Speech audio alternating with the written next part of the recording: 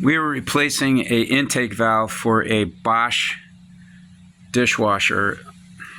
We need a special, let me see, there's a special bit for these star screws. So we're gonna undo that. To find the intake valve, you just follow the water intake and that'll take you to the intake valve. This one is right up front. So we took that plate out, and this is the valve, and this is the problem on that valve right there. So you had some calcification on that O-ring, and there were a couple of bits and pieces that were on this piece. So I found some crumbling from that O-ring. So it's probably going to be difficult finding trying to find a washer to fit that, so I'm just going to order a new valve. So we have to take off the electrical right here and unplug this water line right here with this little clip right there and get it off.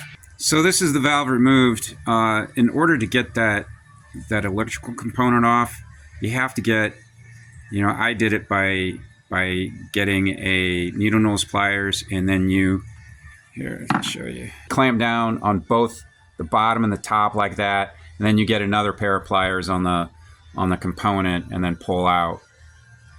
And it came out fairly easy. The hose, once you get that clip wire off of the back end of this on that hose, I mean, you have to use some not a lot of force, but it doesn't come off real easy. So it, I had to get a pair of pliers on the hose and kind of gradually work it off. This is the new intake valve. I've got the water line on and the electrical connected. This is the old one. Found out just the hard way that this is the part number. So like if you match that part number, I didn't find anything that corresponded with the part number, and I don't know what this number is, but that is the part number for this model. And I was able to verify that. The only way I was able to verify that was I did a lot of searching, and I found a website that it was a parts website that had this part with the exact model number for this dishwasher. This is an M series Bosch dishwasher. Apparently there's a lot of variations off this. So that's how I verified it. Have to put on the intake. There's some Teflon tape on that intake, and I'm going to put this on before I plate this to the plastic, because that's, I don't want to risk tearing that out. So this is just a small plug-in cable that I'm going to use to hook up to the dishwasher in order to test it, to hook up the electrical. So I've stripped the wiring, and as you can see, the wiring inside is color-coded. I am going to test it just to make sure, but I'm assuming that the black is the hot, and this is the white's the neutral, and the green's the ground. So most components these days are color-coded such. These don't attach by looping in like a light switch. They just stick right in, and then there's a clamp that screws down to tighten them in. Kind of like an old stereo component where you're putting in speaker wire. So this is the adapter that we're going to be using to hook up to that 1/2-inch water line. This right there.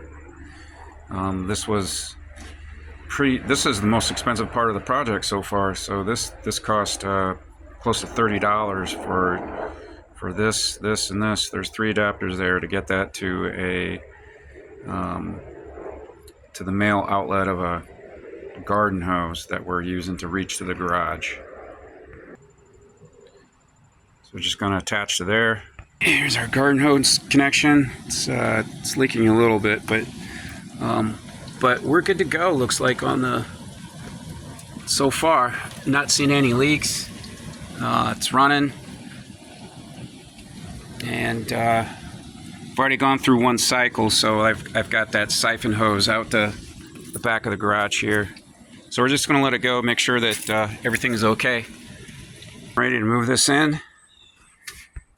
This is the old one already pulled out. So we had a slight problem with the length on the water hose. It's a little too short, so I was fortunate enough to have a half-inch connector in some other supplies that I had, so didn't have to go to the hardware store and spend $10 on one of those, or how much ever they're going to gouge me for. But anyways, I mean, we'll have plenty of room there. We're all ready to go. We've got the line disconnected. We've got the space cleared out, and we've got the electrical lines spliced out. So we're ready to go.